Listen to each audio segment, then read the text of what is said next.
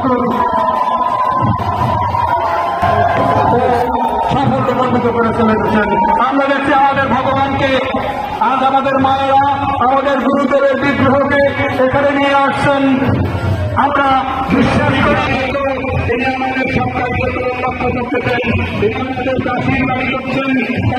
আবার তাকে আমরা আমাদের মূল মঞ্চে আমাদের যেখানে তার পুজো অর্চনা হবে, আমরা যেখানে তাদের সেই ভগবান যুগাচার্য যুগবতার এবং ভারত সমাজসেন সংঘের বরণ্য প্রতিষ্ঠা আজ এই বিশেষ দিনে আমাদের তুমি আমাদের মাঝে আসো। তাই তো আমরা প্রত্যেকটি অনুষ্ঠানে তোমাকে সাথে নিয়ে আমরা চলছি।